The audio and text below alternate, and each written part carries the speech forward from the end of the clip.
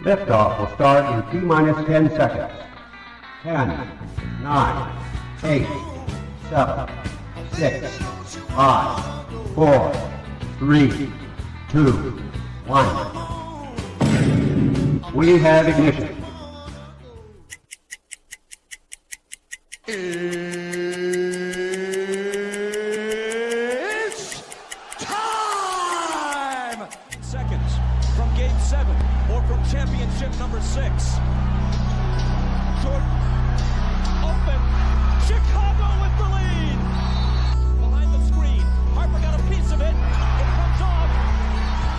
The Chicago Bulls have won their 6th NBA championship.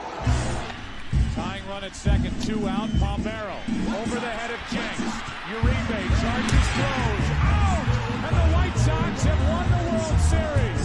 To the far side around the 8-yard line to Hester. Under it, and to the middle of the 15, to the 20, breaks free of the 25, to the 30, to the outside, 40, midfield, 40, 30 to the coast, 20, 15, Hester 5. Oh! For the 3rd time in 6 seasons, it's one goal achieved. The Chicago Blackhawks win the Stanley Cup. A little bouncer slowly toward Bryant. He will glove it through to Rizzo. It's in time. And the Chicago Cubs win the World Series.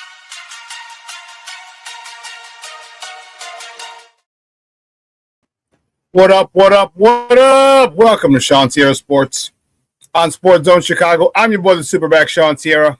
Thanks for tuning in. If you're watching us on Facebook Live, then I guess you found us on Facebook. And if you're not following us on Facebook, what?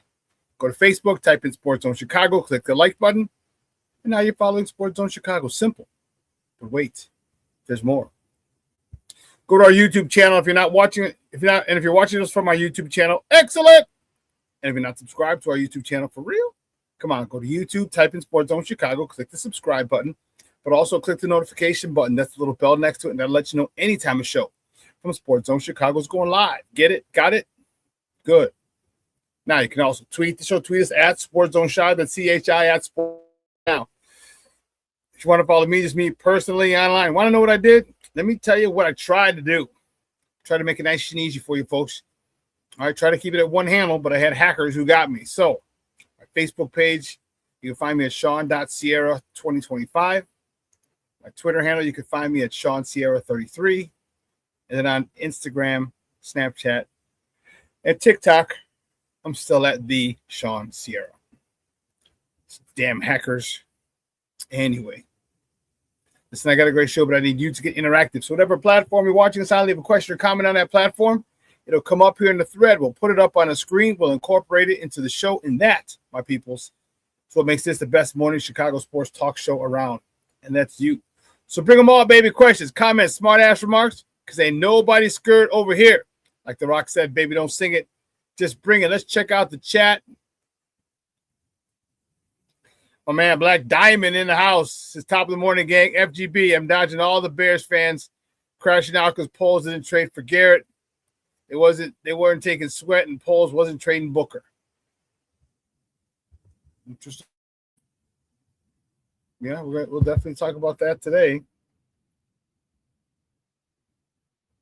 Listen, I don't know a lot about a lot, but I do know there's more of the usual suspects will chime in as the show goes on. That, my peoples, I can promise you. Listen, we got a great show at 10 o'clock. Usayd Koshul. Usayd Koshul from BearReport.com is going to come on, join us, and we're going to talk Bears. All right, we're going to talk Bears. We're going to talk a lot. We're going to talk the trade that had nothing to do with the Bears, but it has a lot to do with the Bears. Okay, we're talking the Myles Garrett trade, why the Bears couldn't make that deal. Okay. Is it like Black Diamond said, no one wanted Montez Sweat?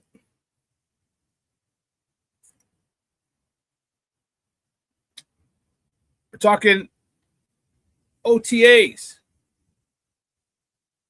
We're talking Madden cover shooting. photo shoot before everyone go, shooting what? Shooting what? No.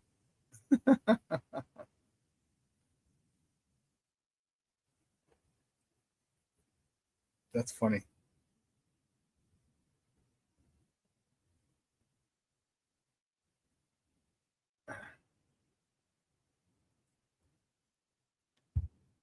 So we have a lot to talk. My man, the Plankster is checking in. What's up, Papa? How are you? Thank you so much for tuning in. I appreciate it. He says, good morning, Shawn. Bears fam. Shawn, Black Diamond. Bear down. Yes, bear down. We're going to talk our baseball teams. Baseball teams are in a bit of a funk right now. It happens. It happens. This is baseball. It's 162 games. Okay, if the Sox continue to alternate, we'll finish a little over 500. No, we'll finish at 500. Okay, but we're gonna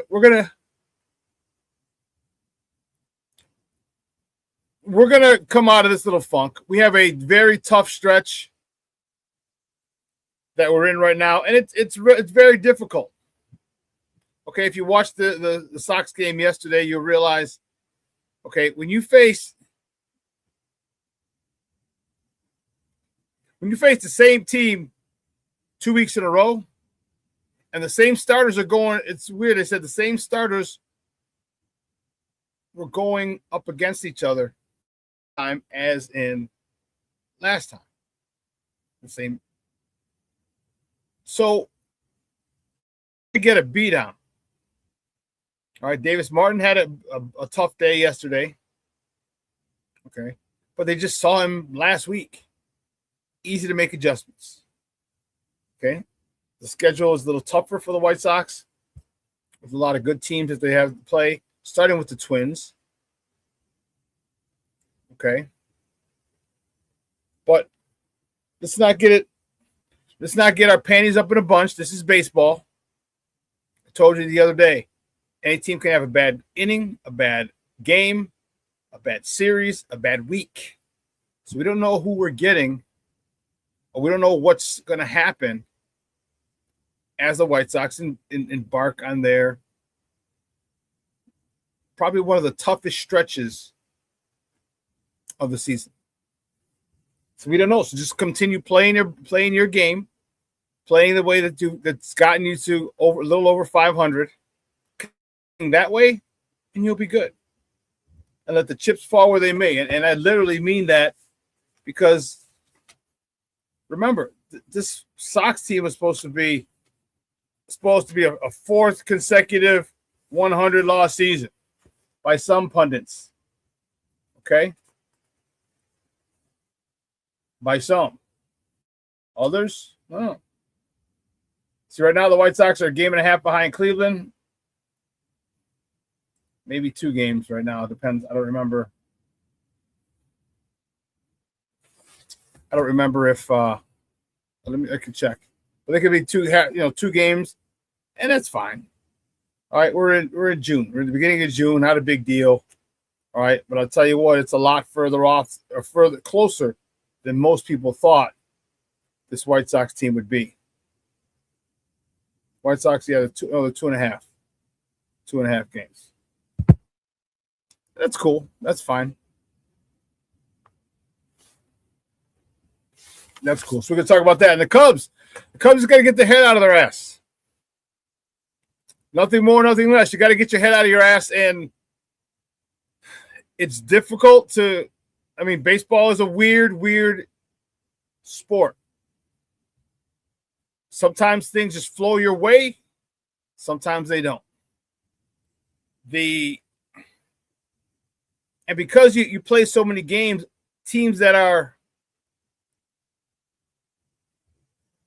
inferior always have a chance. Always have a chance. You could always you could get a walk, a base hit, a little duck snort, and then accidentally walk into a pitch and take it over the fence, give you a 3-run home. Okay, you make a great pitch by the pitcher. You could jam the dude, breaks his bat, and the ball goes just over the outstretched arms of the infielder. Okay? That can lead to a walk or a hit back. There's so many different things, and so that's why baseball's tough. But like they said with the White Sox, the Cubs, you have guys who can play. You have guys who can hit. You have guys who are, one, well paid, highly paid, so they need to get their head out of their ass. But two, the talent that they have is second to none. Okay, maybe just to the Dodgers. They're in a funk right now, and they've got to come out of it.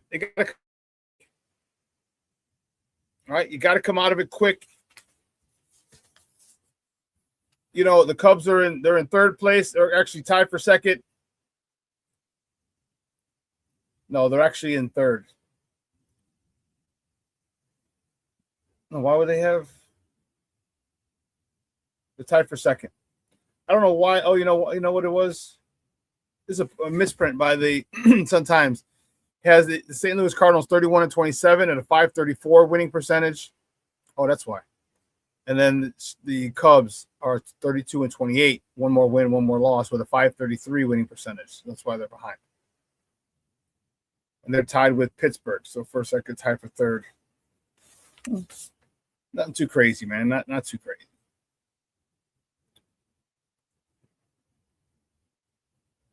But there was a point. And there was a point where our teams are doing well.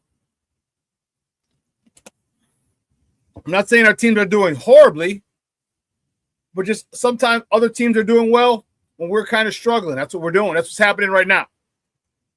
And it sucks when you lose a game. And again, Cleveland doesn't want to lose. You know what I mean? For us, for the White Sox, for my White Sox people. All right, Milwaukee keeps winning. All right, they got a mild two-game winning streak. All right, so you keep losing one game every day, one game a day with the Brewers winning, Cubs. It all works out in the end. And, yeah, I'm frustrated a little bit for my White Sox. Cub fans, you should be frustrated a lot for your Cubs. But there's still a long season, a long stretch. Because, as I told you before, didn't this team just go on to have 2 10-game win streaks? Didn't they just have 2 of them before June? Okay, yes, they did have a 10-game losing streak. But that lets you know that when you have 2 10-game win streaks, it lets you know they can get hot at any particular point. And if the Cubs go on another 10-game winning streak, they're in first place. Because I doubt Milwaukee will go on a 10-game win streak at the same time. They're going to have to lose some. But let's not get it twisted. Milwaukee can go on a 10-game win streak as well. So you just got to – it's frustrating because baseball is such a slow sport and it's played every day. And if you check the stats of the paper and the standings, or if you watch the games every day, it's a couple, 2.5 hours of your life that you're going up and down to this emotional roller coaster. And it gets frustrating when your team comes out on the losing end. I get it. That's sports. That's baseball. Kate Chapman, what's up, buddy? How are you? Thank you for tuning in. This is Bears need pass rush rotation players. I can agree with that. Definitely can agree with that. We'll talk to Usayd Koshul. Usayd Koshul, who works for Bear Report.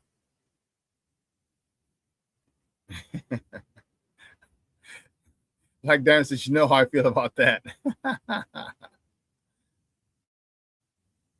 Kay Chapman says, Montez, Booker, and add a guy like Josh Sweat or Mad Max or Bosa. I don't care. Just high energy rotation play. Rotation, please, Bears.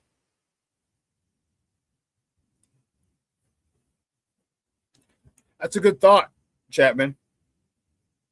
One of the things that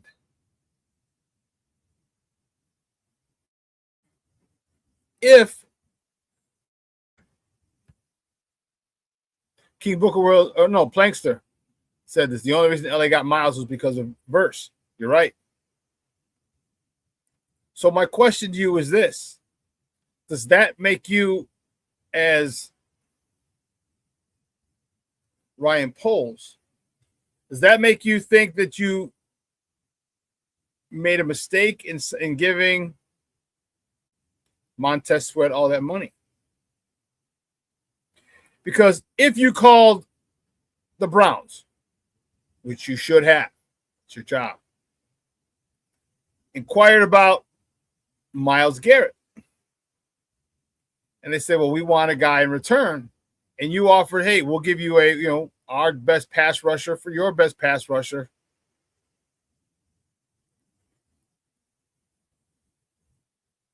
and Cleveland said no, we don't.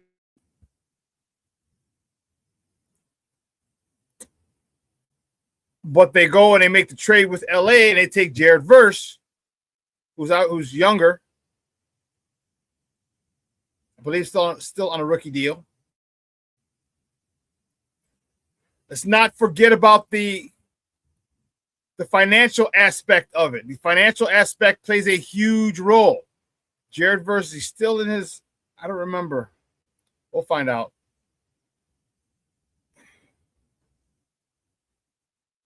Here you go. He's still on his rookie deal. 4 years, $15 million. Wow.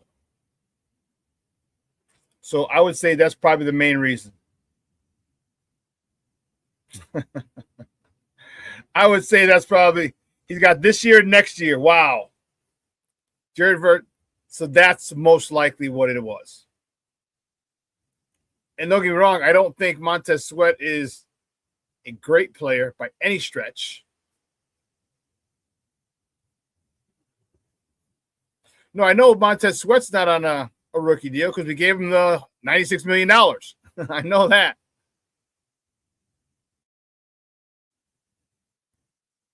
But I can guarantee you, and Jared Verse seems a lot more intimidating. I need to look up the numbers. Okay, how many sacks Jared Verse had last year, but him being on a rookie deal was probably the deciding factor. I would say so.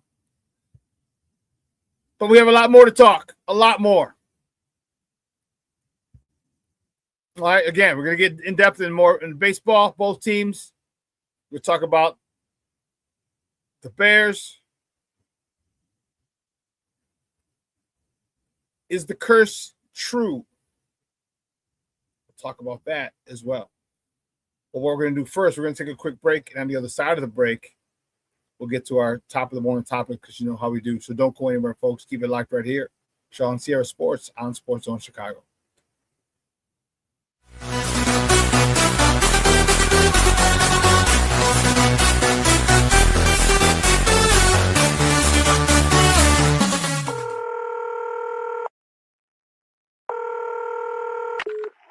Operator 901, where's the emergency?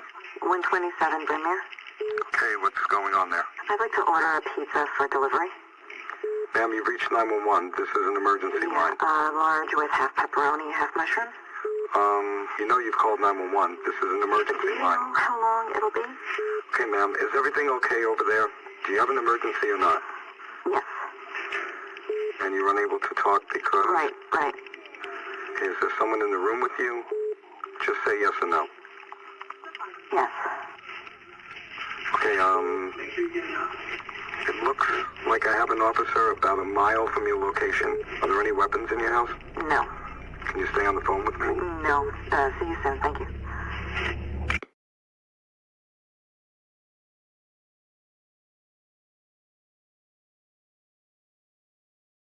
Every day, we take steps to keep the people we love safe. But some health risks are easy to miss. Ticks hiding in the yard can spread germs, like the ones that cause Lyme disease. Mice searching for food can spread bacteria that makes us sick. Mosquitoes lay eggs in standing water and can spread West Nile virus and more. Cockroaches are drawn to water in the home, leaving behind allergens that can trigger asthma attacks. Common pests can threaten our health. Learn how to protect your family at pestworld.org. When I'm flying, I put my helmet on, my visor down, my mask up. You don't know who I am. Whether I'm African American, Asian American, Hispanic, white, male or female. You just know I'm an American airman kicking your butt.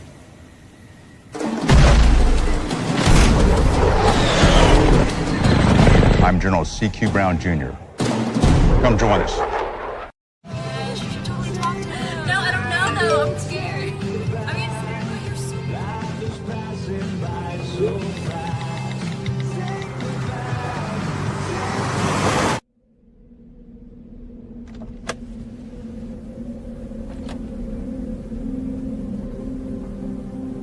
Do you know that you're in my lane?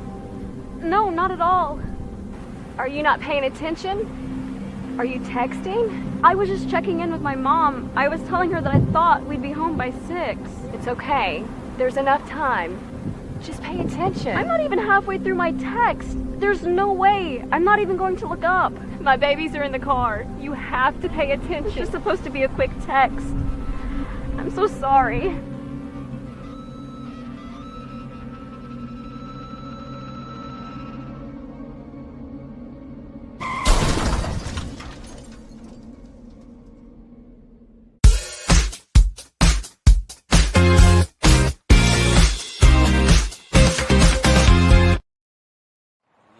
Maybe the greatest drummer ever, arguably. That is past the dive of Torkelson as Peters rounds the bag at first. Bobbled by Perez, but Peters will stop at second.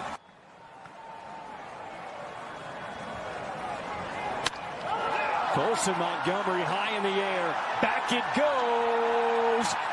It is gone. Back-to-back games with a home run for Colson Montgomery. As the rate erupts, we got a tie game here in the 7th. That's his 15th. Sticks out the bat, and it's going to make its way into left field. Modroff rounding the bag at third. He's going to score. And the White Sox take a 2-1 lead here in this 7th inning. Sorry about that. Welcome back to ShawnSierraSports on Sports Zone Chicago. Those clips were from Sunday. Sorry. And not yesterday.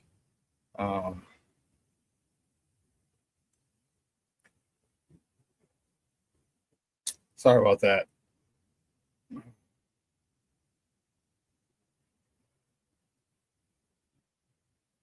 But anyway, let's get a crack-a-lackin', baby. You know how we do the first segment of every show is called Top of the Morning. It won't come just when you want it.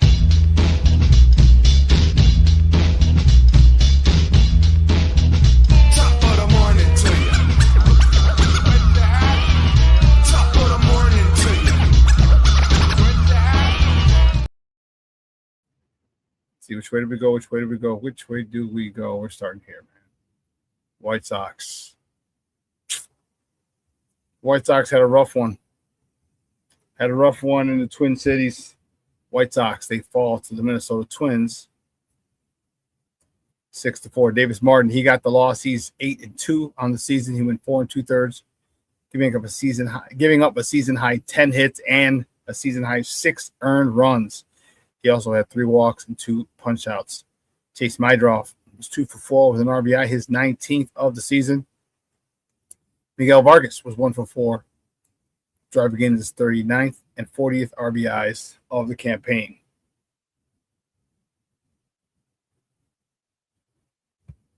The next top of the morning topic, the White Sox. They look to avoid the sweep as they've lost the first 2 games of this series in Minnesota. They're looking to avoid the sweep today. First pitch is at 12:40 p.m. Central. You can catch that game on CHSN or listen to it on their flagship station, ESPN 1000. That's 1000 AM. The probables, oh, man, this is not good. Oh, jeez. The probables for this game, for the White Sox, for the good guys, Eric Fetty, who's 0-5. Lord help me. With a 5.40 ERA is going up against Taj Bradley for the Twins, who's 5-1 with a 3.21 ERA. Wow. Fetty's you got to suck it up, Buttercup. Eric Fetty's been one of the worst pitchers we've had, one of the worst pitchers in Major League Baseball, and we're counting on him to stop this 2-game losing streak. I don't have much faith in him at all. Wow, we might get swept.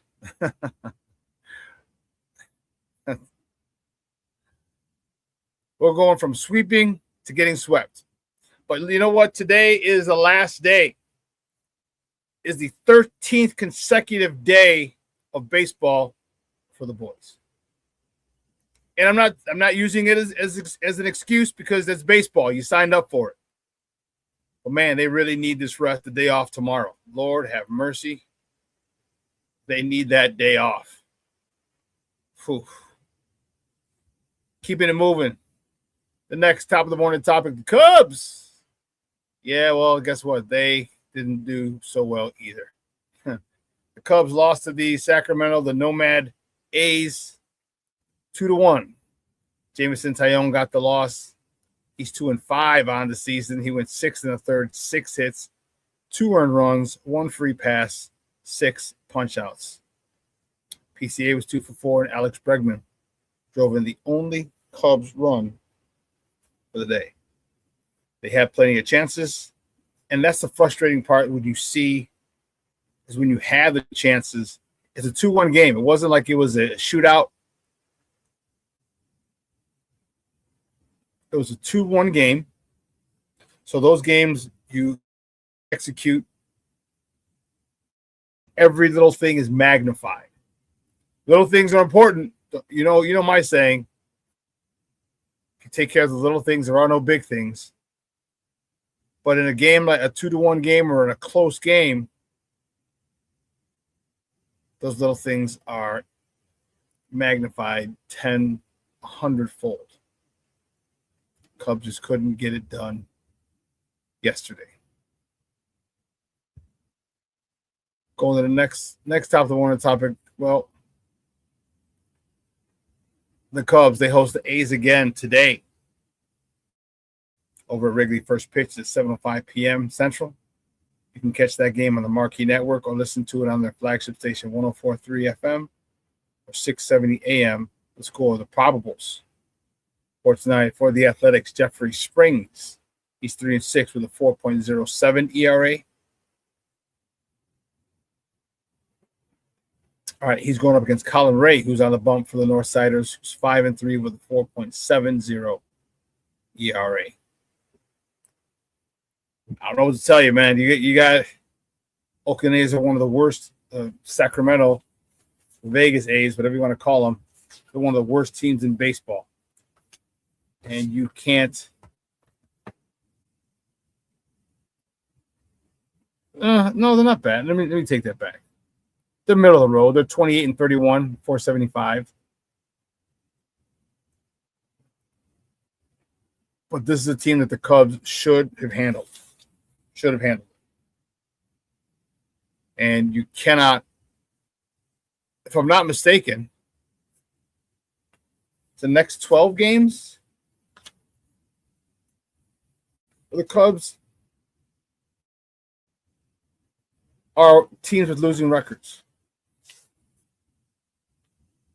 You got Colorado, San Francisco, and the Athletics. You have to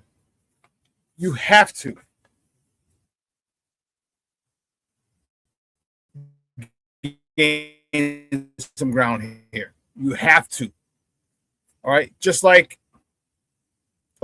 the White Sox are hitting a very tough stretch where they're playing a team 500, the Cubs are hitting that sweet spot where they're hitting with the next 12 games, 13 games are against teams with sub 500 records. Got to take advantage of that. Just the way the schedule fell,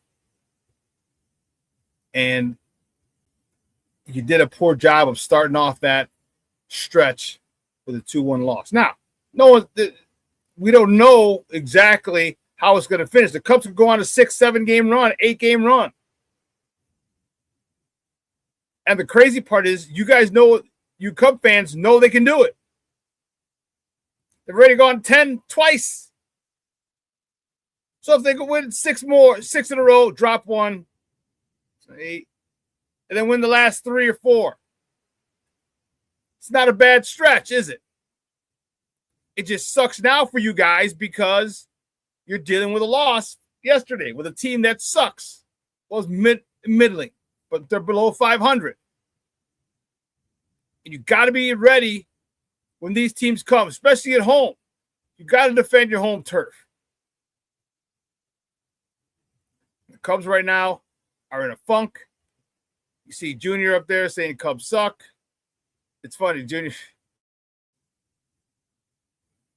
My man Junior says Cubs suck. We were on the group thread that him and his son are on, the text thread, and he was so mad. He's like, the Cubs suck. And I texted him back. I was like, I've been saying that for years. He's laughed. But I get it. When your baseball team is not doing as well as anticipated, yeah, it can be frustrating. It can be frustrating. I ain't mad at you, Papa. I ain't mad at you. Because I had to deal with 3 consecutive 100-loss seasons, and we lost the most games in modern-day baseball with 121 just 2 seasons ago. So, yeah, I get it. I get it. I get it. Next top of the morning topic, the Sky. Excuse me while I kiss the Sky. The Sky, they fell to the Washington Mystics yesterday, 90-72. Camila Cardoso, double, 12 points, 13 rebounds. Sidney Taylor, 15 points. Skylar Diggins contributed 14 points in the losing effort. Sky having their problems as well. I don't know what the hell to do. Things started off well, and then it went to shit quick, fast, in a hurry. And you want to stop this free fall. I mean, the Sky are 3-6 right now. They're second from the bottom in the Eastern Conference, second to last. Only team that's worse than them is the Connecticut Sun. The Sky are 3-6. Connecticut Sun are 2-9. You can figure out that's a .333 winning percentage. They are nowhere near. They are just having a horrible, horrible season. Man.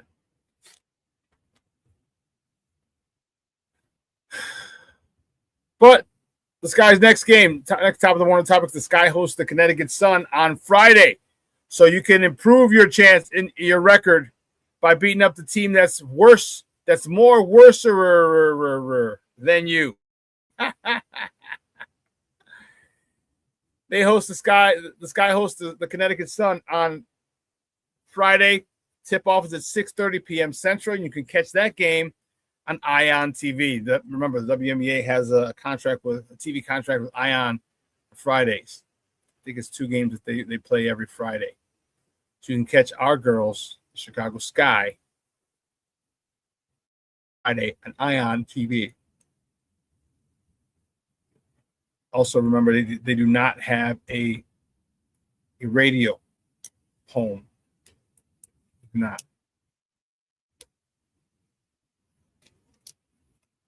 Let's see this.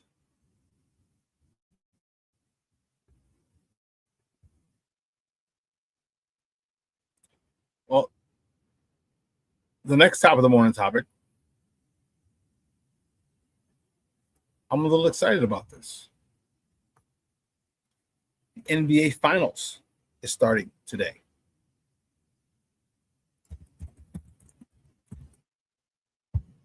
It's it's a rematch of the 1999 NBA Finals, where the New York Knicks take on the San Antonio Spurs. Tip-off tonight is at 7:30 p.m. Central. You can catch that game on ABC 7 or ESPN as well.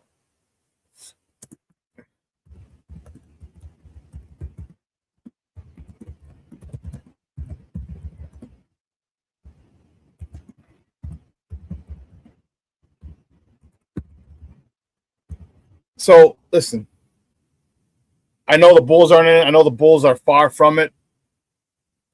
And is this the Wemby era? Is the Wemby era beginning?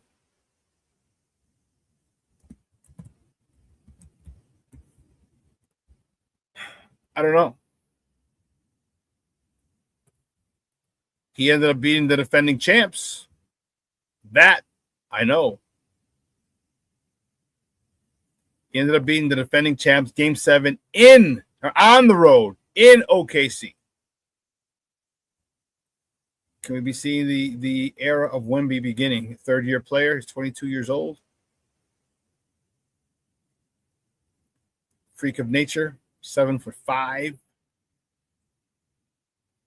Who can dribble. Can shoot. Post-up game's okay. He needs to get stronger. But this is the new athlete. This is the new face of the franchise. This French player. Is this the beginning of the Wemby era? We're gonna find out. I can't wait. I'm gonna check this game out. This game's gonna be very intriguing. All right, Jalen Brunson, Chicago guy. And here's the thing that kind of bothers me. He doesn't claim to be a Chicago guy.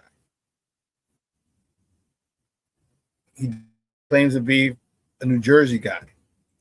East Orange, New Jersey.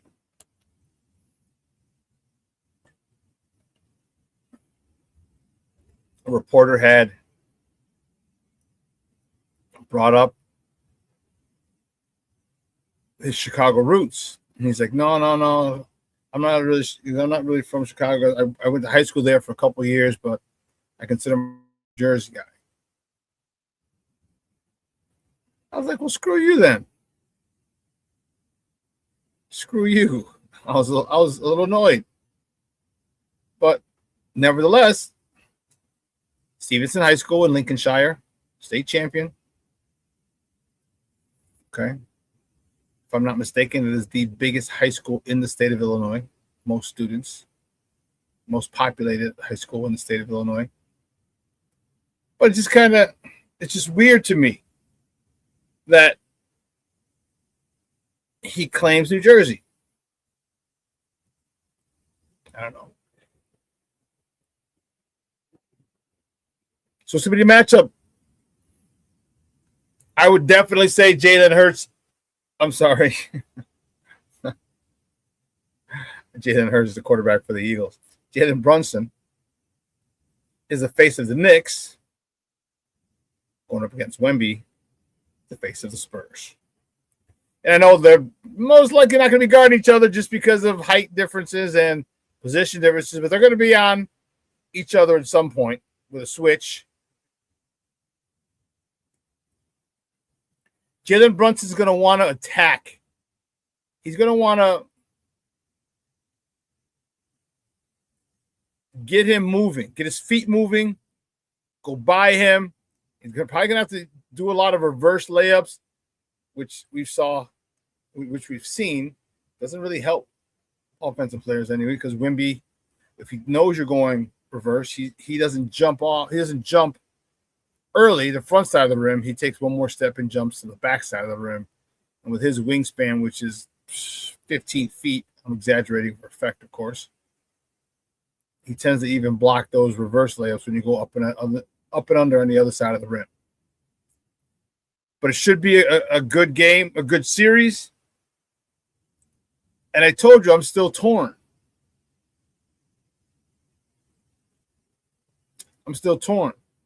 Do I want the Knicks, who haven't won since, 73? Talking 53 years. I wanted them until I thought about, man, my New York friends have waited 30 years.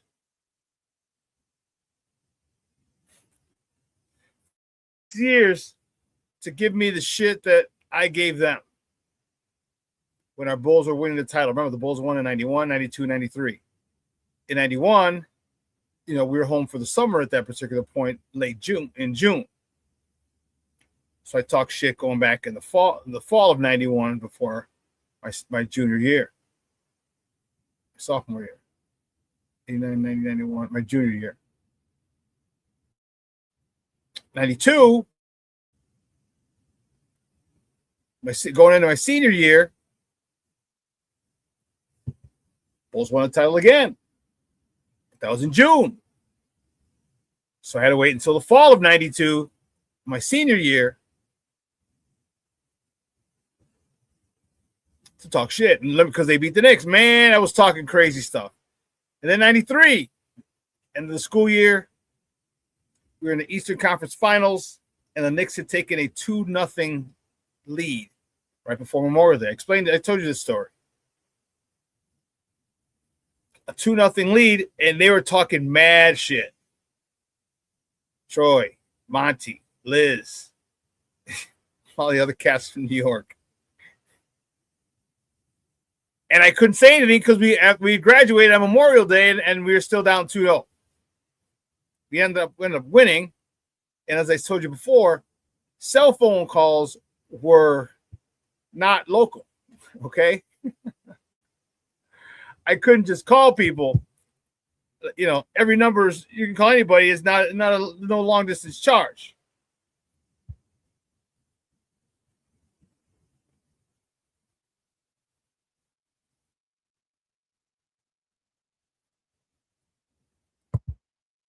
So mom wasn't having it. Me calling Troy, Monty, Liz, anyone else in New York just to talk shit long distance. She's like, no. So I've tortured them for so long. The Knicks had never gotten this far. Well, they got to the finals. Told you about that in 94. I think they got there. And in 99. So if they win, I'm going to be getting a whole bunch of texts. Or do I want Wemby? Do I want the San Antonio Spurs and that organization? Wemby, Dylan Harper, the son of Ron Harper. I am torn. I don't know who I want to win. I don't know. I really don't.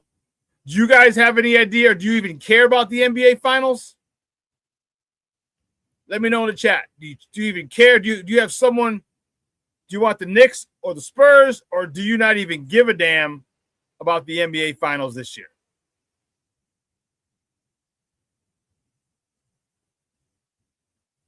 I think it's going to be a great game. I can't wait to watch. Like I said, I think it's going to be a great series.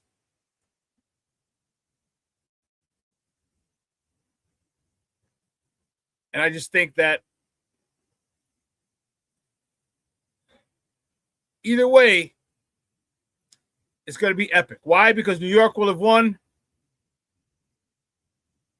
for the first time in 50 years, 53 years, or the passing of the torch, the new face of the league, Victor Wembanyama, wins his first NBA title.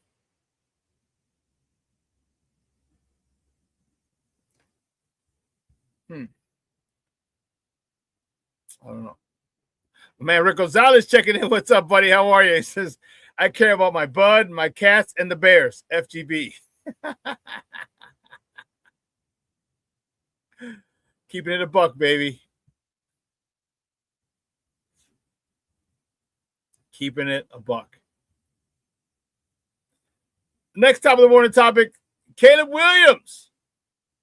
Speaking of your Bears, Rick. Caleb Williams is on the cover for the Madden 27 video game. It was released by the Bears yesterday. There are rumors about it.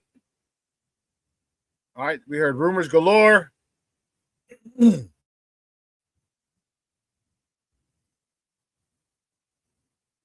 Deluxe edition.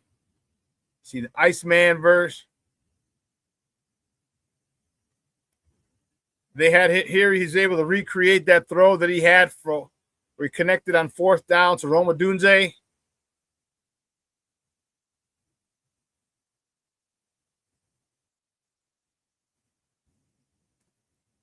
Yeah.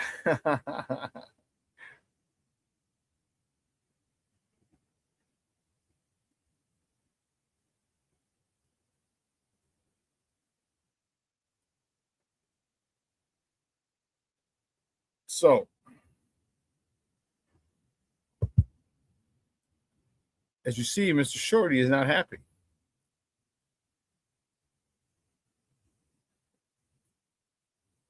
Is F you? No. Oh, sorry. I thought I put that up. Shorty says, oh, my effing G. No, this is the worst news ever. My man Jason Palmer from up north of the Cheese Curtain says he will be hurt as that curse is undefeated. No, it's not undefeated. There's just been some very bad seasons after a lot of them. But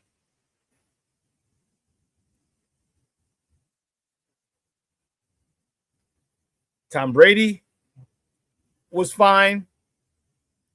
Saquon Barkley was fine. And don't say he got hurt after the Madden cover because he didn't. Here's our BTSD. Here's our BTSD coming in. Okay. Let's stop all the negative Nancy bullshit and start realizing that this team, this organization has changed. Ben Johnson has done a lobotomy on this franchise. Ben Johnson has done it. Okay? Ben Johnson is the reason that I'm not worried about this curse, the Madden cover curse. I'm not. I'm not at all.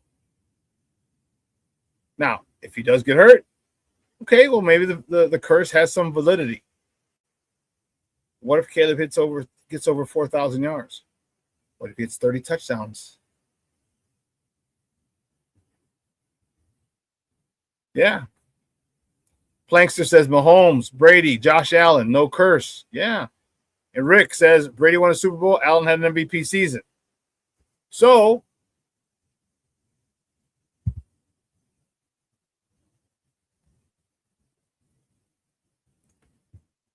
there are examples.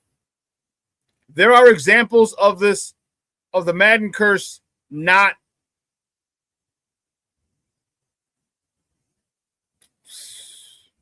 being as bad, not being as potent.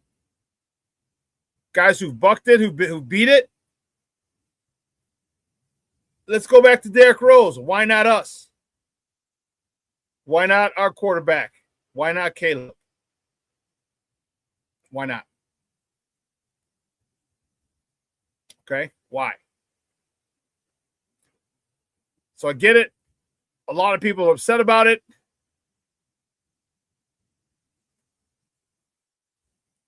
King Booker World checking in. Shawn, Black Diamond, Shorty, Rick, Plank, Jr. Salute. What's up, Papa? How are you? Thank you for tuning in. So here's what we're going to do. We're going to take a quick break, and on the other side of the break, we're going to welcome our guest, Usayd Koshul. He writes for BearReport.com. Or Bear Report, excuse me. You can find it at BearReport.com. We're going to talk about this curse, but we're also going to talk about OTAs. We're also going to talk about this upcoming season. Okay, maybe we'll be able to work out some of your BTSD. No more Bears traumatic stress syndrome for us. Let's kind of put that in the back burner. All right? Usayd Koshul coming up next right here on Shawn Sierra Sports on Sports Zone Chicago. Hey, it's your boy, the SuperBack, Shawn Sierra, and be sure to follow Sports Zone Chicago on all social media platforms, on Facebook, Instagram, and our Roku channel. You can find us at Sports Zone Chicago, and on Twitter, we are at Sports Zone Shy. Also, be sure to download our mobile app so you can take Sports Zone Chicago with you on the go.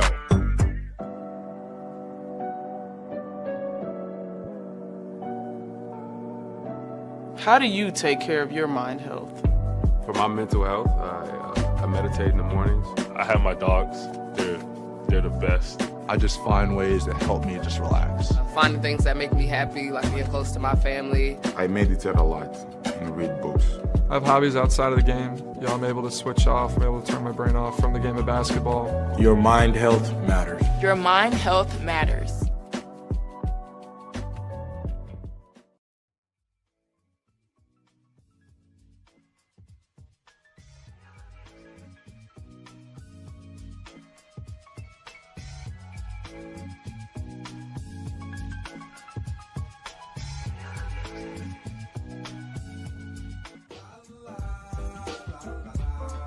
It's a romance sport. What? It's a romance sport like that. Your Marine Corps' way of life is to defend the American way of life.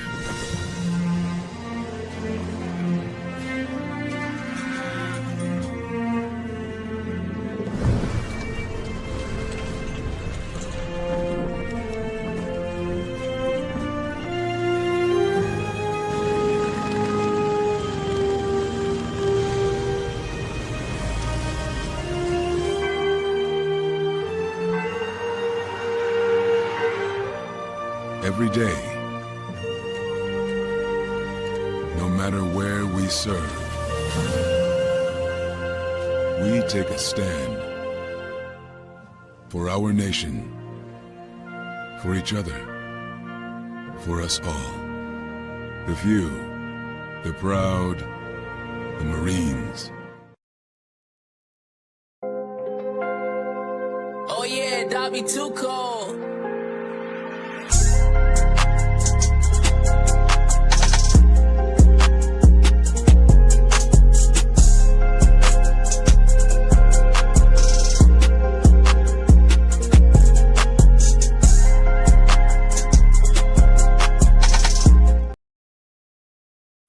Welcome back to Shawn Sierra Sports on Sports Zone Chicago. That clip, courtesy of the Chicago Bears, fell. That was the behind-the-scenes look at the photo shoot. Madden 27 with Caleb Williams, who's on the cover. And, you know, I'm not worried about it. You know, I'm not worried about it. It's now if something happens, okay, maybe we can revisit this, but I'm not worried about it. So he was hot. All right. 7 comeback wins last year, if I'm not mistaken, including the playoffs. Some of the throws he made were outstanding, unreal throws. All right. Stuff that people have practiced in their backyard with their friends. Okay, but he's doing it at the highest level. His unwillingness to be shaken at any point of the game. He's the new face, one of the faces of the league. So to have him on there with the Bears, who were finally good, they went from worst to first. Not just got into the playoff victory against a rival. Come on, man. It just makes sense. It makes sense. We're going to talk more about the Bears. All right, with our guest today. He's a writer for Bear Report. You know, we always have Zach on. He works with Zach. We're like, we need a fresh voice. We always hear Zach. And Usayd has been on here plenty of times in the past. We'll talk with him today. All right, so let's bring it up for our guy. You can find him on Twitter at Usayd Koshul. Guys, let's welcome back to Shawn Sierra Sports. Usayd Koshul. Usayd, what's up, Baba? How are you? Good morning. How's it going? Thanks for having me on here. I appreciate the time, man. I appreciate the time. This is only 103 more days. So I'm excited about that. Well, first, let's talk about the cover. All right, that was you saw coming out of the break. The photo shoot for the Madden 27 video game cover. And as you see, I don't know if you saw in some of the comments. All right. Some of our fans are not happy. Some of our fans are not happy. Talk to me. See, here's what my guy Shorty says. Oh, OMFG. No, this is the worst news ever. He goes on to say, F you, no. He's not happy. A guy Jason says he will be hurt as that curse is undefeated. So give me your thoughts on Caleb being on the cover of Madden 27. Yeah, I mean, I think it's cool for the Bears. I feel like this is kind of a historic, milestone for the franchise because it's interesting, whenever you hear like a new player sign with the Bears, they always talk about or even a draft pick, they always talk about yeah, there's a ton of, history here and there's a ton of, greatness that's walked within these walls. And you talk about a lot of the franchise legends. And I think, this is possibly the way for the NFL, but also a major media company like EA Sports to come out and be like, yeah, we're fully brought into Caleb Williams essentially being the next superstar, right? Where it's like a couple of years ago, it was, Patrick Mahomes and Josh Allen, Lamar Jackson. And now I think, the next sort of era that we're entering is going to be the Caleb Williams era. And so it's just, I think cool recognition top to bottom from finally someone that's not in the Bears fan base, someone that's not directly associated with the franchise to basically be like, yeah, the Bears are legit and we're buying into the hype. So the rest of America and the rest of the world needs to buy into the hype too. Cause if, you guys remember throughout last year and all that, throughout last season, it was always, well, this team's going to go from worst to first, but they're going to regress because their way of, winning is not sustainable. But the league is catching on to the fact that the Bears have a legit superstar quarterback. So I'll admit, personally, I think the regular version of the game, they could have done a little bit better with the cover there.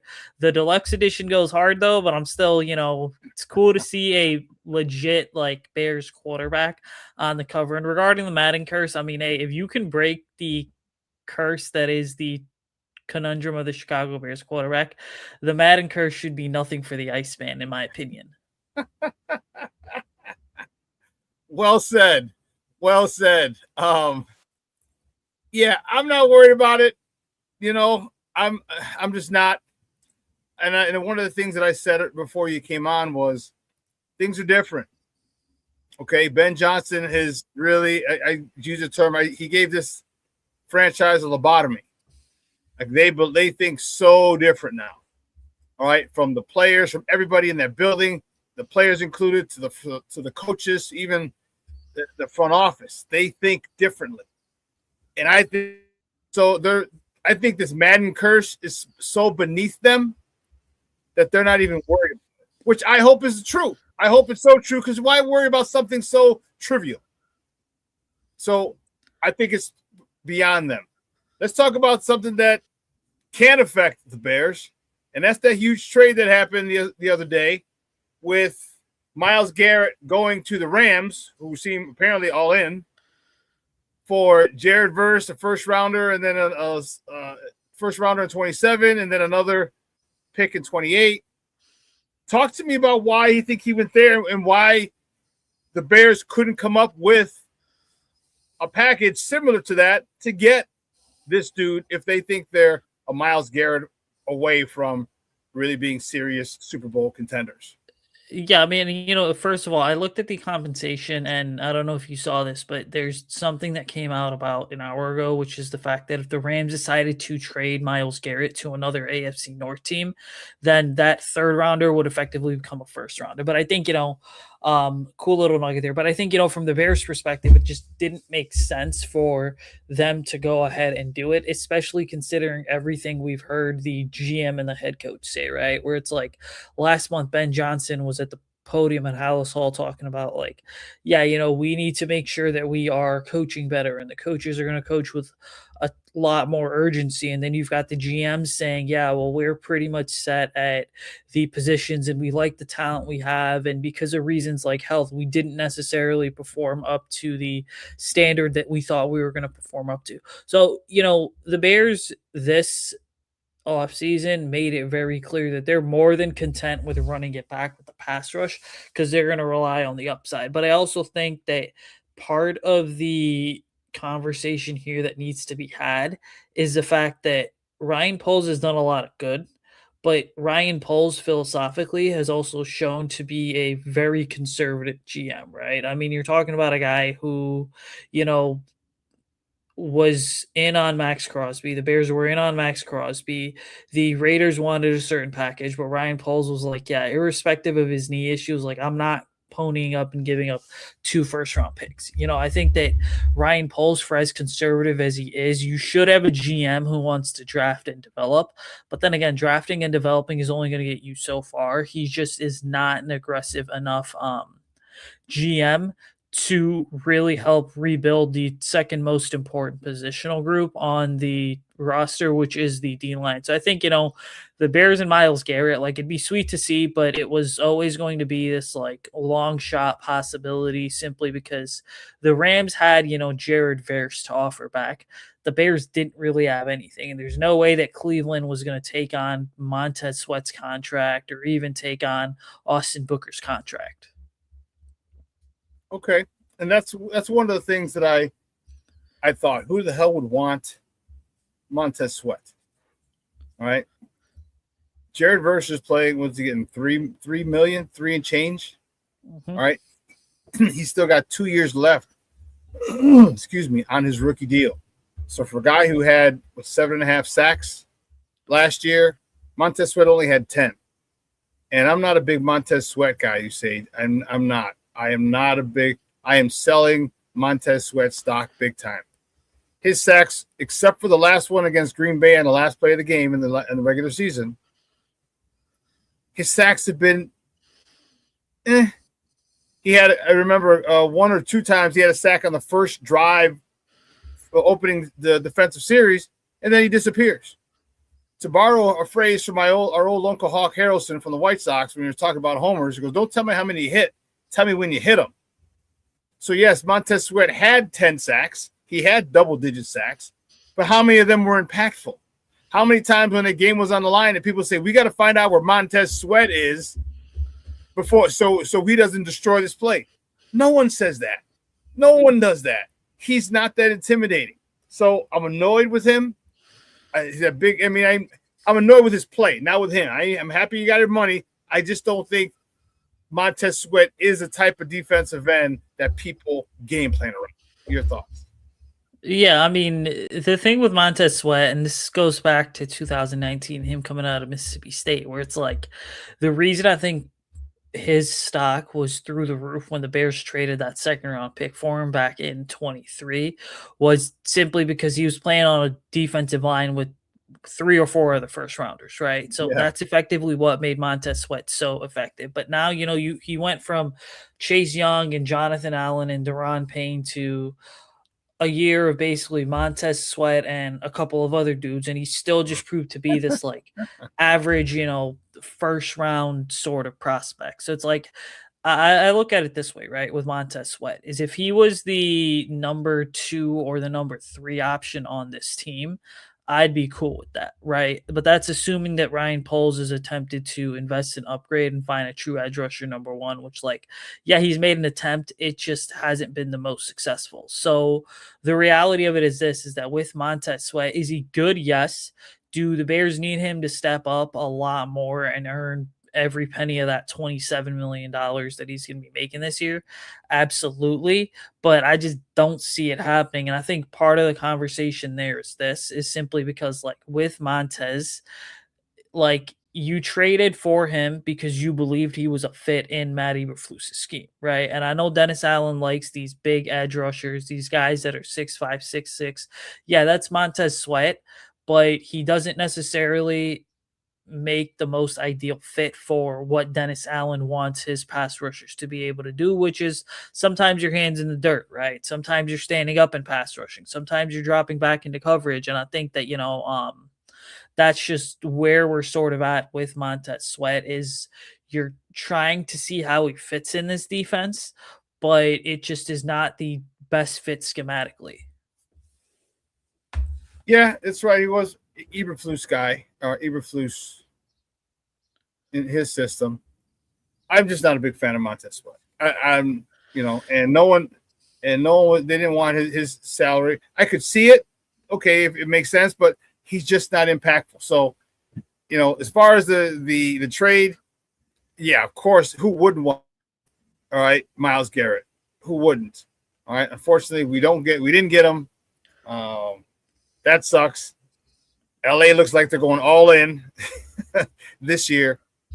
Is it possible, or do you see this possibly happening that the Rams trade Myles Garrett after the season because this is not allegedly, but rumor has it that this could be Matthew Stafford's final year. And are you going to go into? Do you want to go if you're the Rams? Do you want to stay on that big contract where you don't have the leader of that team, your quarterback? Would it be wise to unload someone like that? I mean, yes and no. Now, great pass rushers like that obviously, come around once in a lifetime, right? But I think the Rams approach is certainly interesting here because by giving up a 27 first rounder and then the 28 second rounder, they're basically saying like, yeah, listen, so we think that whatever Myles Garrett's going to bring to us over the next 2 years is going to be much better than anything that we're going to find. And they fully have made it clear we expect to be drafting in the back half of the first round. So I don't see them moving on from Myles Garrett just because or after just 1 year. I think that Sean McVay is the type of guy where it's like he's going to want to, continue to stick around and continue to, win as many championships as he can.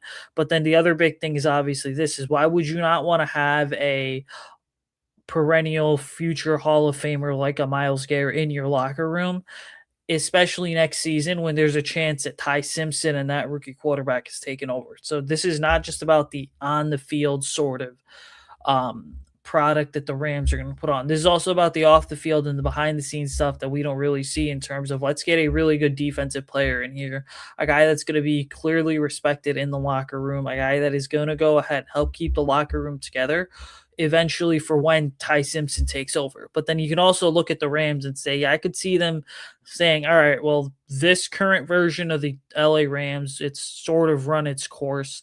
Let's go ahead and let's sort of trade a guy like a Myles Garrett, get a whole bunch of draft capital, and then begin reloading for whatever the Ty Simpson Rams are going to look like. So with this, I think it's a double-edged sword. Like you could totally see the Rams keeping him, but then you could also totally see them saying, yeah, we got to start getting ready for the Ty Simpson era now. So we're going to need more draft capital and more assets, and we want to compete as soon as possible. So let's ship Myles Garrett out.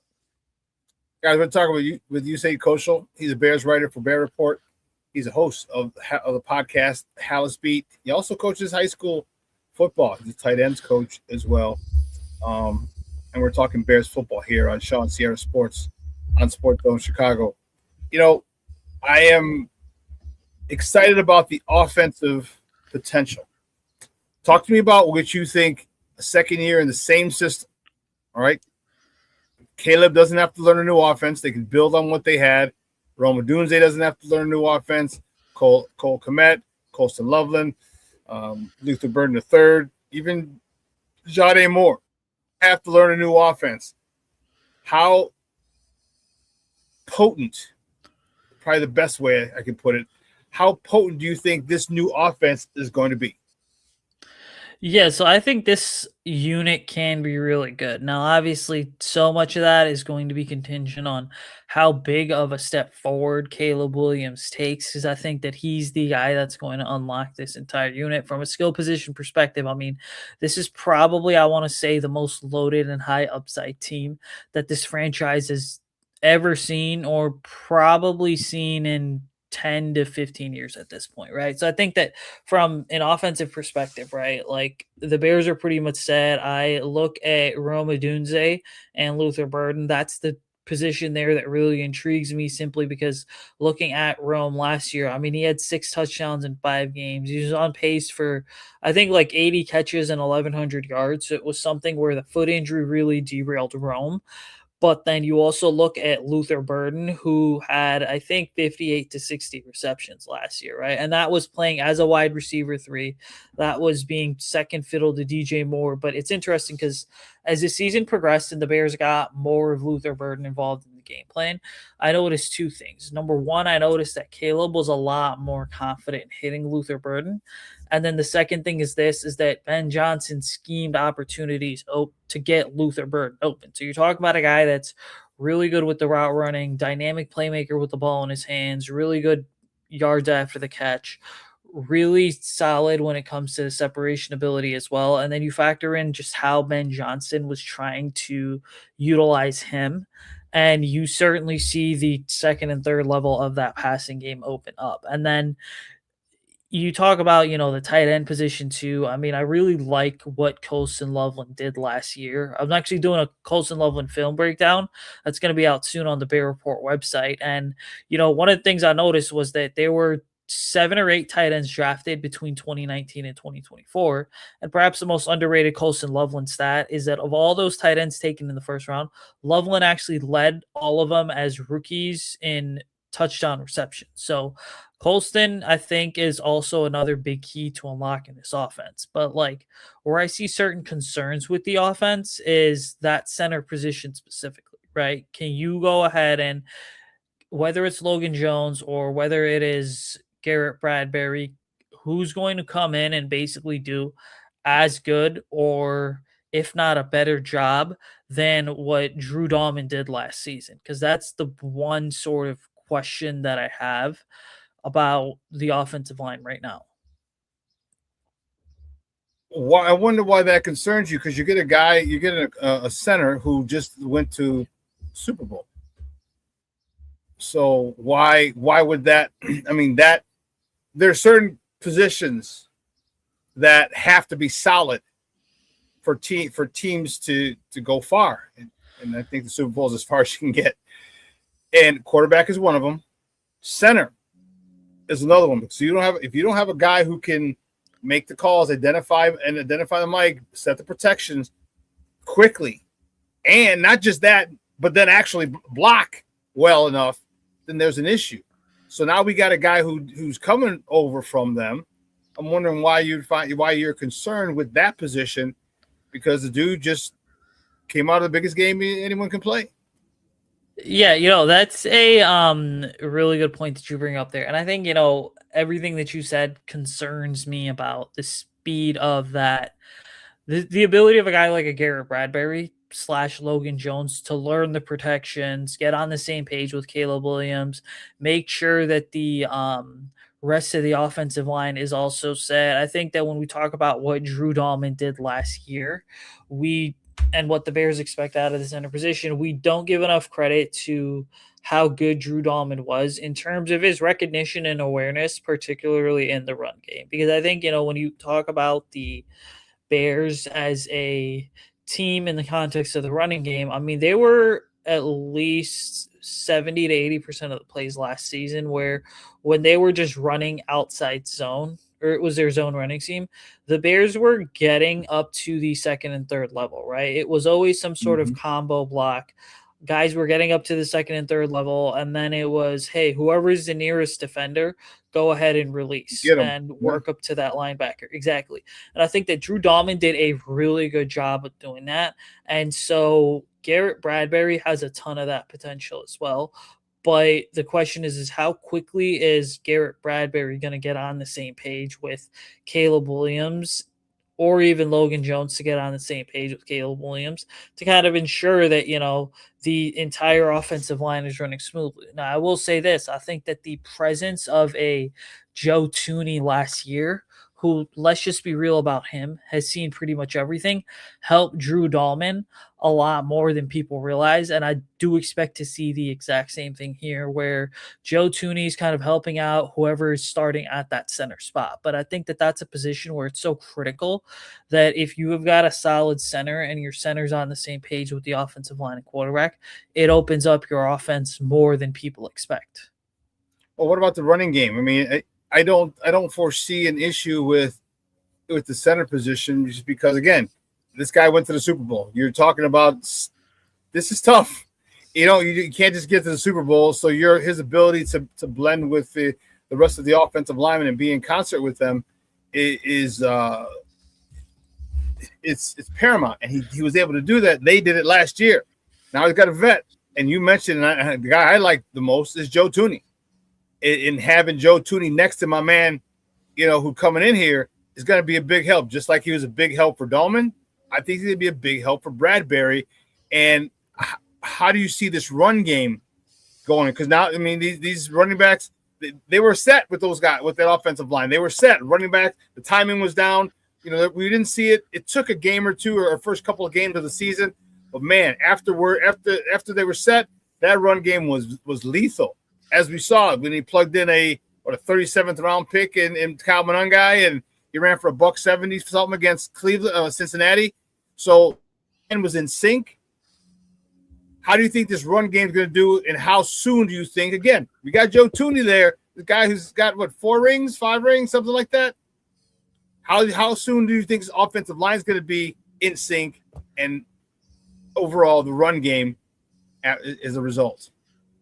Yeah, I think it's going to happen sooner rather than later. And I think 50% of it is that the Bears know what they have in the running back duo of Kyle Monangai along with DeAndre Swift. I think that, last year we were sitting here at this time and being like, yeah, that running back position is a question. But DeAndre Swift did pretty well given the narratives that were around him. And then Kyle Monangai really burst onto the scene, which I really thought part of it is because he is very talented. He's got some burst. He is an incredibly physical runner.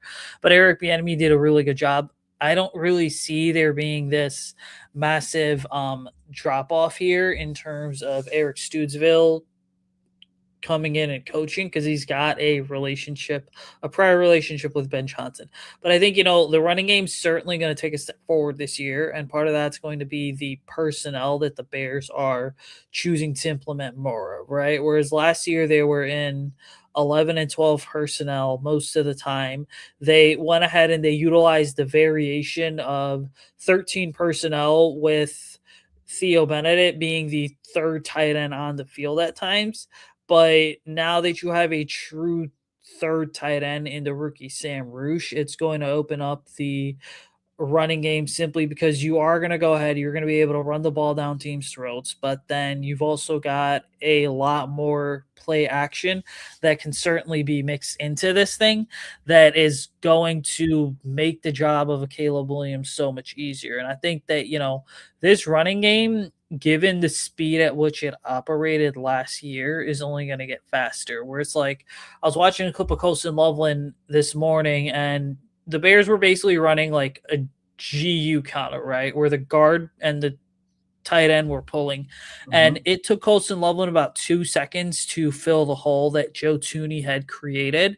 And that right there, had everything else gone correctly, was probably going to be like a 10 to 12 yard gain. So the opportunities for this running game to be even better this year because of the 10 other guys on offense being much better is certainly there. And I think that the infusion of more 13 personnel with a true third tight end is going to make this offense even better. And it's going to disguise the run and pass game a lot more.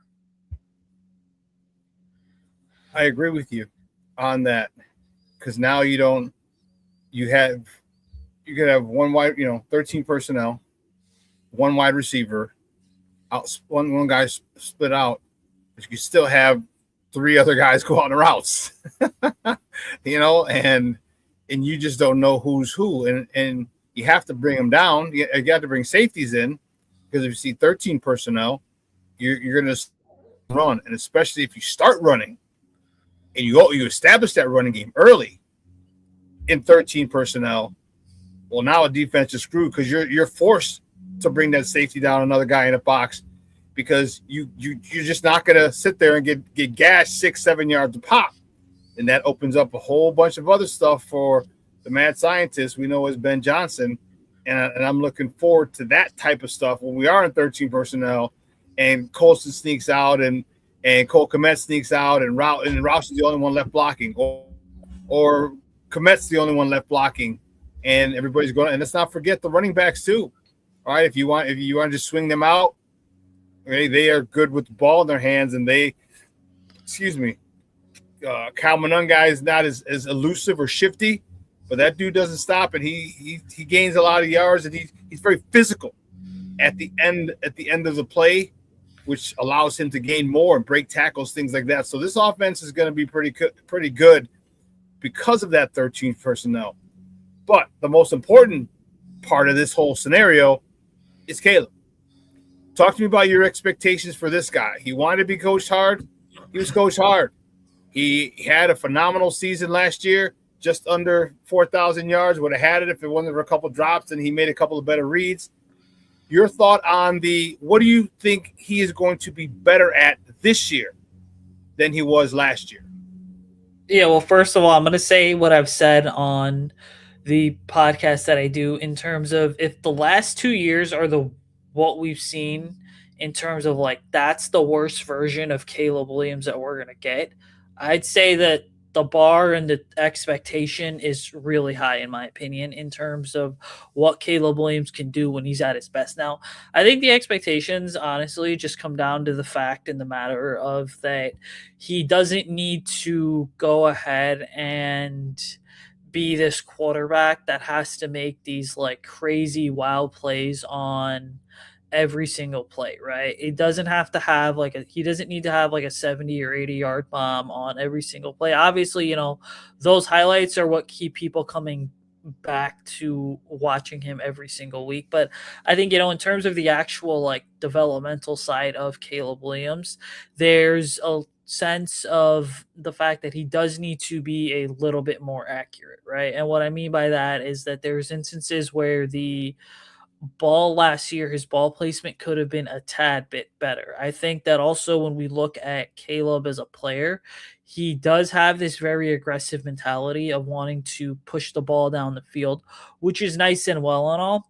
But then there's also instances where you see like a slot receiver running underneath and has about 5 yards of space between the slot receiver and the Mike linebacker, and it would be an easy, 15 to 20 yard gain had Caleb just dumped it off to the slot receiver on a crossing route. I think that those are the instances there when we talk about like the Bears recognize that Caleb was trying to do a lot more than they probably wanted him to last year, which is good in a sense, but he also needs to slow down and understand like, all right, my coaching staff and my head coach with these plays intentionally, they've designed and created opportunities for me to where I don't have to be the guy that's doing all the work. I don't have to be the guy that is having to be Superman on every single play.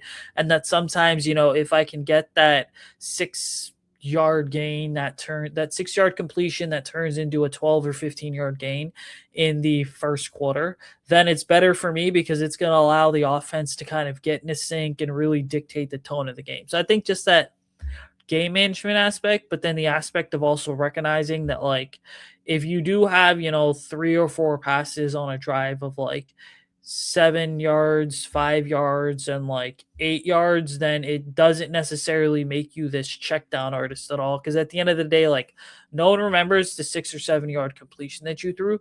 They will remember though how the drive started and how specifically the drive ended.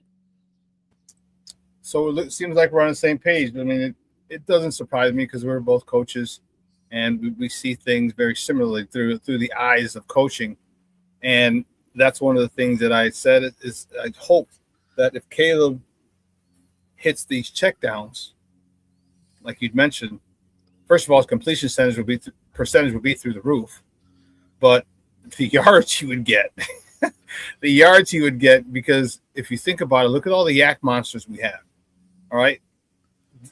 We just got Xavier Thomas. All right, 4.28. You know what I mean? To tell me you're going to get yards after catch on a crosser, on an underneath crosser, giving it to him? Who's gonna catch him? No one's going to catch him. Only one who can tackle him is the people who are ahead of him who are coming back. You know, you had Luther Burden, who AA in yards after catch his last year at Missouri. And then you have Roma Dunze, who led the NCAA in yards receiving his last year at Washington. So you got people who can make things happen with the ball in their hand. He's got to learn to just get him the ball quicker, not necessarily wait. And if he does that, one of the things I said when he gets to be like Tom Brady. Remember Tom Brady? There'd be drives where Tom Brady wouldn't throw the ball past 15 yards. It'd be a slant to Edelman, a slant here, and an out, a quick hitch, thing like that, a curl, all these things all the way down the field. When Caleb masters that, holy cow, this offense is Caleb's going to be unstoppable, but this Bears offense is going to be unstoppable. And hopefully this is the next progression in his growth and development. And I think it might be. Ben Johnson has alluded to that, and we're going to see. And if he takes it to coaching that we think he is, because he loved the coaching last year, then this is going to be a really, really exciting season. How do you see Ben Johnson? Do you see Ben Johnson changing at all? All right, he's got his first year as a head coach under his belt, head coach / play caller, because that's a whole different thing when you're just one or the other. But to have both of those titles, he's done with his first year. How do you see him this year? Do you see him more aggressive? Do you see him a little more conservative? How do you see Ben Johnson moving into his second year as head coach / play caller? Yeah, I think he's going to be a lot more aggressive and urgent are the two terms that I'm going to use to describe Ben Johnson. And the reason I think that he's going to be aggressive is because we've seen Ben Johnson, the OC, in the past when he's had his chance to really put his stamp on an offense, come out and do even better than he did the previous year. Now, I do think so much of the aggressiveness is going to boil down to just how aggressive the rest of the coaching staff is willing to be and how much more urgent they're willing to be in terms of getting certain results out of said players, right? So I think with Ben Johnson, like you certainly saw last year, these instances where you could see the aggressiveness and you could see the urgency really creep in throughout the first half of games, but it really didn't come to fruition until the second half. And so I think for him, as a head coach, the next step is going to be, yes, being aggressive, yes, being urgent, but then also, being more consistent in terms of the way that he chooses to call the game in the first half to get the offense into a rhythm a lot more. And again, so much of that is just going to come down to the situations that he recognizes the Bears are in and how to best combat those situations. Because again, you could have made an argument that last year, like the Bears gave the defense the short end of the stick by going for it on fourth down on offense and then forcing the defense to have to work with a short field and have to be put with their backs against the wall as soon as drives started against some of the opposing teams. Where I think like that first game or that wild card game against the Packers, that first half was really an embodiment of what I just described in terms of like Ben wanting to be so aggressive in terms of going for it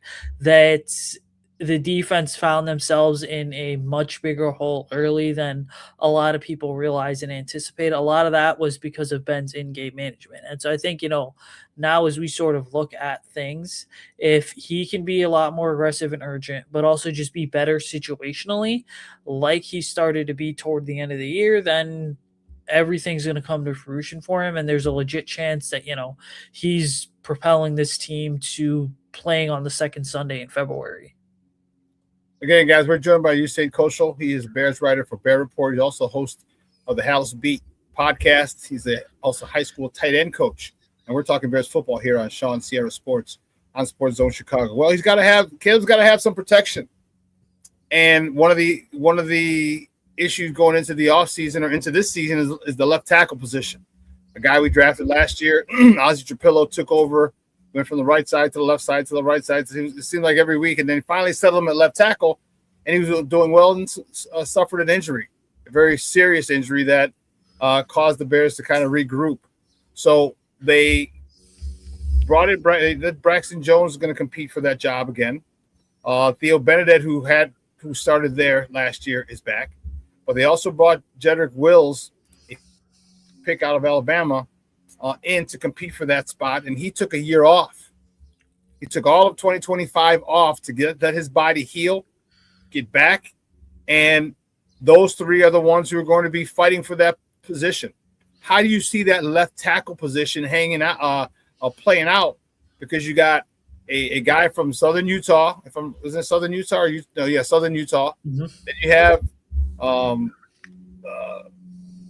Theo Benedict, the Canadian Eagle, and then you got a former first-round pick, a former top 10 pick. How do you see that battle playing out?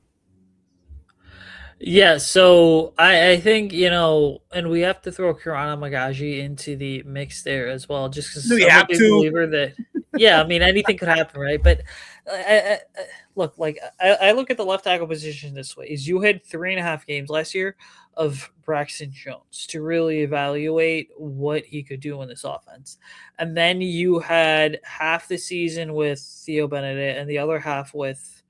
But Usayd, let me, if I may interject, Braxton Jones is coming off an injury.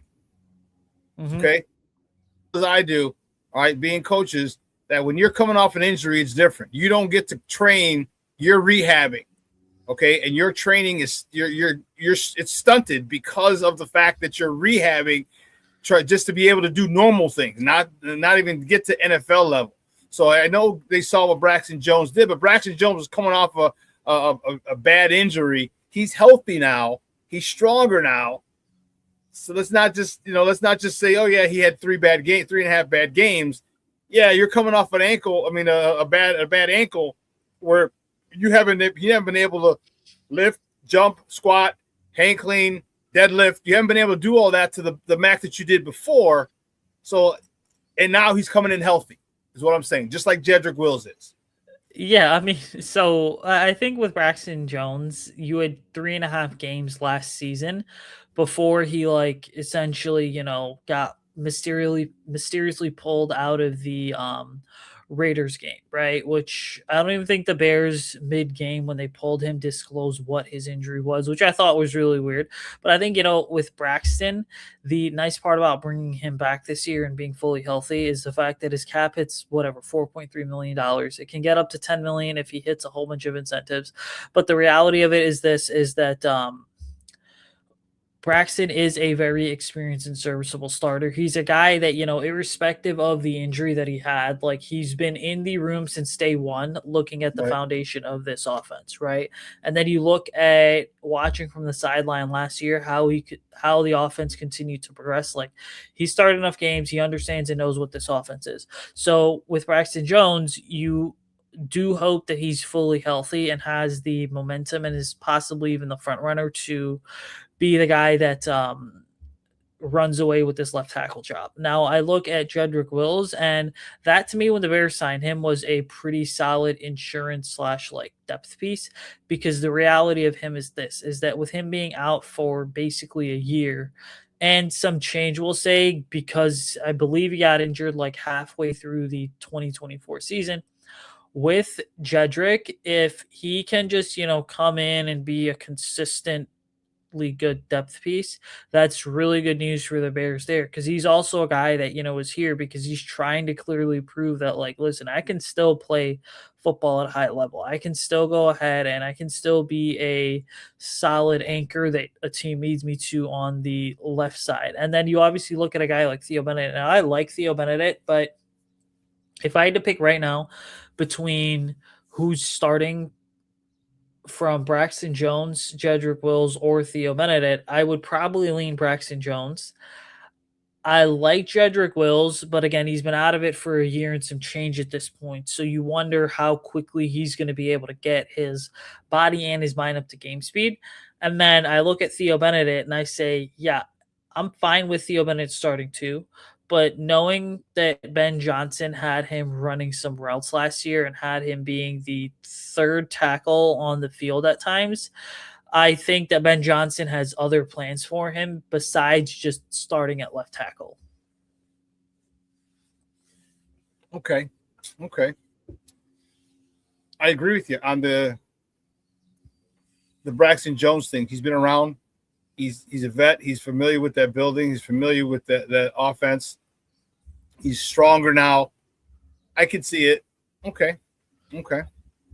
I differ with you, and I think I'm hoping Jedrick Wills takes it, because there's certain things when you're a first round left tackle, there's certain things that you can other left tackles can't.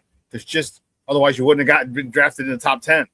And if he can get back to that, anything close to that, then that could be the best signing this offseason, because he's only 26, I want to say, maybe 27.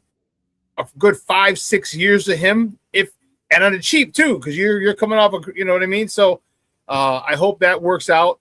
I hope that could be the best offseason signing that we had is him, because now Caleb's backside is protected. So we'll see how it plays out. That's going to be one thing to watch, because that's going to be a hell of a competition. Braxton's healthy, Jedrick's healthy. Theo Bennett wants some respect and wants his job back. That's going to be one hell of a battle going in at the end of the season. So let's switch sides of the ball for a moment before we let you go. And as always, I appreciate your time. That cornerback position is still up in the air. Talk to me about that. Tyreek Stevenson, okay, is focused. If you heard Al Harris talk about him, he is a new man. That young, brash, kind of kind of undisciplined kid is gone. All right, but then you just signed Malik Muhammad. You still got Terrell Smith coming back from injury. Talk to me about who you think is going to be opposite Jalen Johnson when the season starts, and how that other cornerback position is going to play out. Yeah, and I think that the Bears are in a really good spot here with the cornerback position, because if you can get Johnson and Gordon back healthy, which I expect them to be fully healthy, then that changes the trajectory of this secondary significantly. Now, focusing in on that cornerback 2 spot, the Bears have a solid situation there, because if your 4th-round pick in Malik Muhammad comes out and starts, you've got your guy for the next couple of years, right, for the foreseeable future. If Tyreek Stevenson comes in and starts, then all of a sudden you're talking about a guy that you had mentioned, incredibly mature, has really turned things around, done a complete 180 in terms of his ability to just be a professional football player, but also just be a professional athlete. Now, right now, I'd say the front runner is definitely Tyreek Stevenson, because he, again, like I mentioned with Braxton Jones a couple of minutes ago, is a guy that's been here since day one. He started some games. He's certainly seen the foundation of this defense be built from the ground up. He understands a lot of the different responsibilities that he has as cornerback 2. And so this obviously creates a situation to where Tyreek Stevenson starting is going to be really good. I think Malik Muhammad is really versatile, and he's a guy that brings a little bit more speed than maybe a guy like a Tyreek Stevenson does. Looking at Malik Muhammad, I would not be surprised if the Bears decide to get him in there with their dime packages and have him be the guy that's essentially the blitzer off the edge, because the Bears did use a fair amount of zone blitz last year, with guys like Nick McLeod flying off the edge while dropping defensive ends into coverage. And so it's a situation where, cornerback's in a solid spot. Like, I think Stevenson, Muhammad are 2 sort of players with unique skill sets.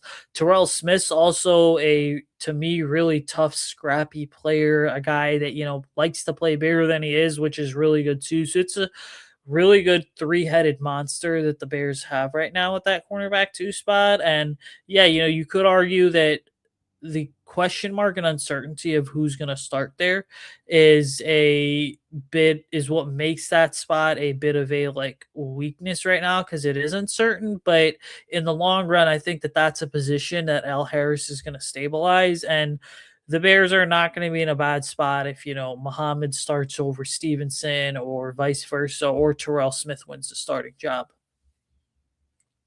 Let me pose this scenario for you before we let you go. Is it possible? Can you see that both of these young guys, Malik Muhammad gets some playing time and he really develops? Tyreek Stevenson locks down that number 2,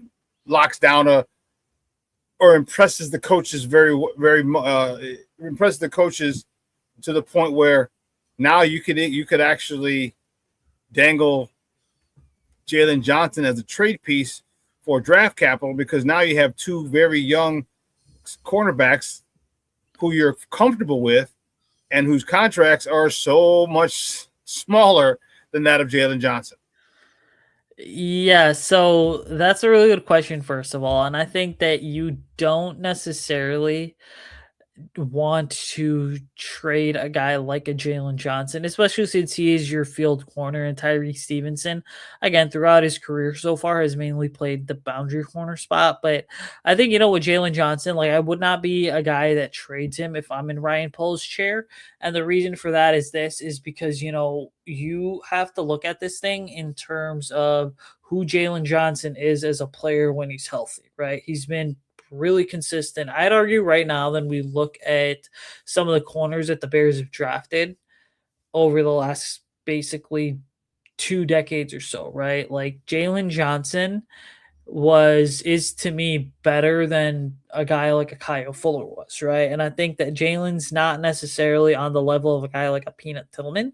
He probably never will be, but Jalen Johnson's been consistent given what this era of NFL offense and defense really is. I also just would not trade him because I think that he adds so much leadership and brings a ton of respect to the locker room that for a team like this, it's hard to replace that leadership on the defensive side of the ball. It's hard to, find guys that are at the end of the day playing that cornerback spot, that are really selfless, that have kind of seen this franchise go through highs and lows and have remained to basically stay with the franchise instead of basically shutting the door and being like, yeah, so I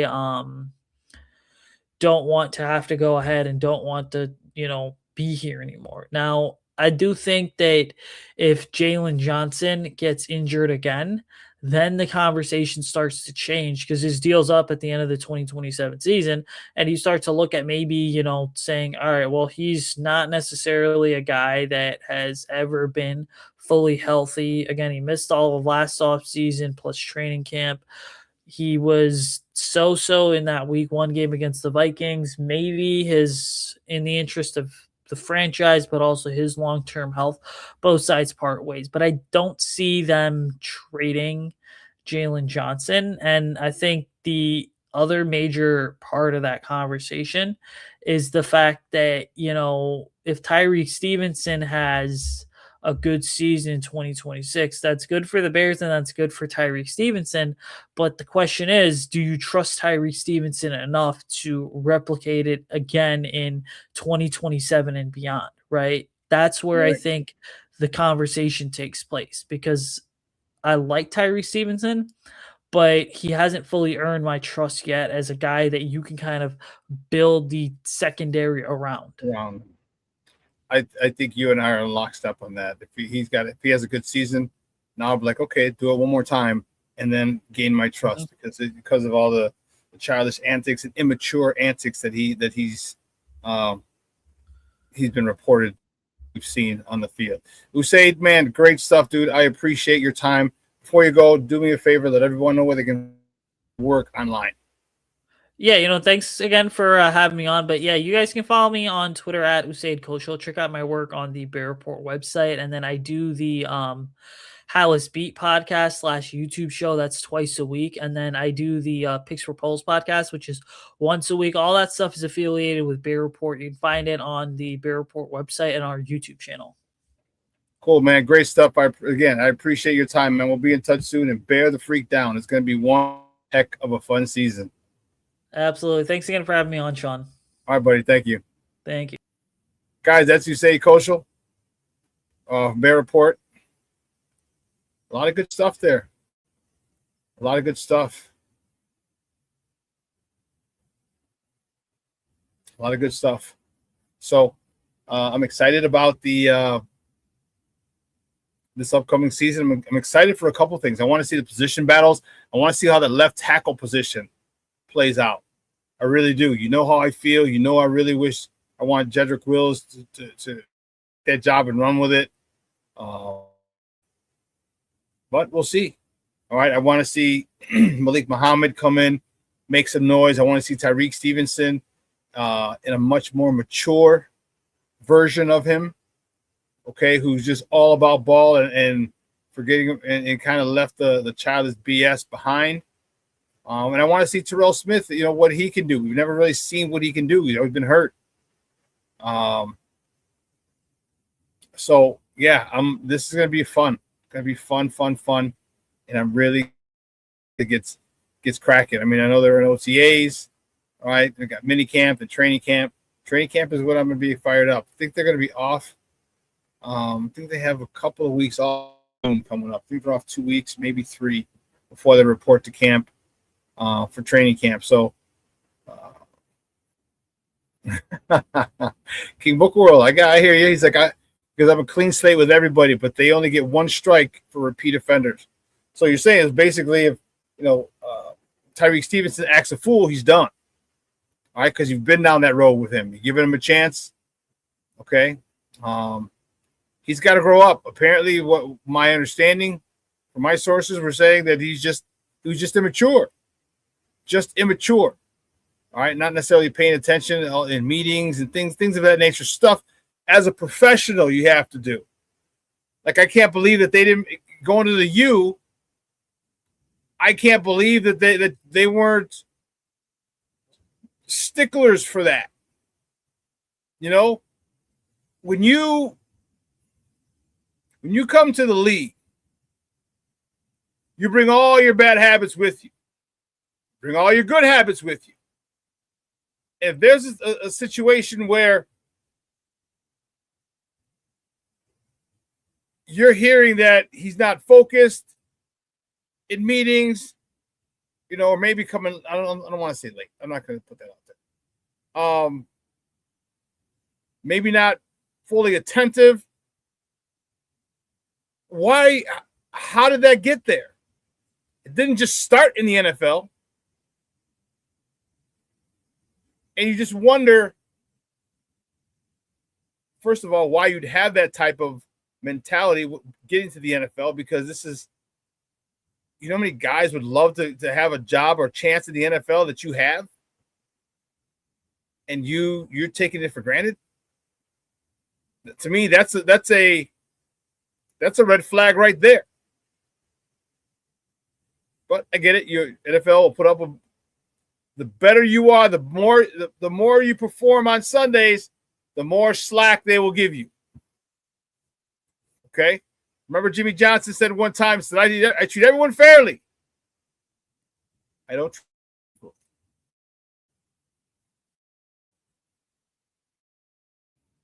Interesting. Man, well, listen, 2 hours is coming and going. I want to thank my guest, Usayd Koshul, for coming on, talking Bears with us. All right, great stuff. If you missed any portion of it, go back and check it out, please. I want to say thank you to you guys. As always, this chat was jumping, kept this, had me laughing, had me smiling. All right, Plank, Junior, Booker World, King Booker World, Mr. Shorty is in the house. Commish checking in from the AZ. All right. Marshawn Walls. Yes. The Plankster is in the house. Foulmouth Chris checked in for a quick moment. I saw Limp 567. Thanks for tuning in, Papa. I appreciate it. And I disagree with you on Madden Jinx coming this year. I just disagree with you. AC Adam, I didn't get to say hi to him earlier. Thank you, Papa. I appreciate you. Junior, Patty. If I forgot anyone, my apologies. I was trying to get thank everyone personally. Oh, now you're just going to be a douche, huh? Blankster says, thank you, Shawn. Awesome show. Bears fan, awesome day. Bear down. So listen, it is going to be a beautiful day today. It's going to be up and around 80, if I'm not mistaken. 82 in Orland. See, I have to look at the Chicago weather. Yeah, Chicago's only going to be high as 75 today, because the further you are from the lake, the warmer it is. being obviously on the lake's a little cooler. It's only high of 75 in Chicago. It's going to be 82 out here.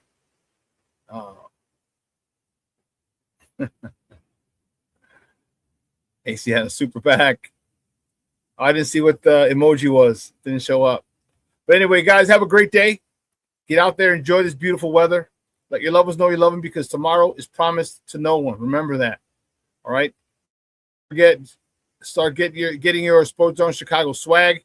All right, go to SportsZoneChicago.com.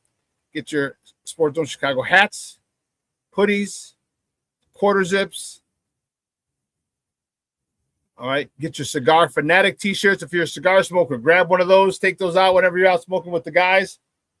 People say, damn, that's dope. Like, I know. Tell them where you got it, SportsZoneChicago.com. Get your Bears Victory Monday t-shirts. There's going to be a whole lot of those. Get your Good, Better, Best t-shirts. And, of course, you can't forget, get your FGB t-shirts. All right? Don't forget, Double Nickel All Linen celebration for the SuperBack, my birthday party, Saturday, July 25th. Make sure you get your tickets. Okay? I am working on a third DJ. I got to meet with him this weekend. If I can get this guy. He said he had plans, but they weren't concrete. Man, if I can get this third DJ, it is going to be off the chain. All right. We could do it now. Zelle, you could Zelle Sports Zone Chicago. Use the Zelle tag at Sports Zone Chicago or PayPal me, ShawnSierraSports at Gmail, or you can Venmo at Shawn-Sierra.com. All right. I'm actually working on a way to get it more streamlined. If I can find another spot. I think I found another spot where there's no fees. So we can just go right there and we can get everything. But get your tickets quick, fast, in a hurry. I don't want you to miss out. This is going to be one hell of a night. I'm telling you. It is going to be nice. My man, DY Nemesis, DJ Kuko is going to start us off.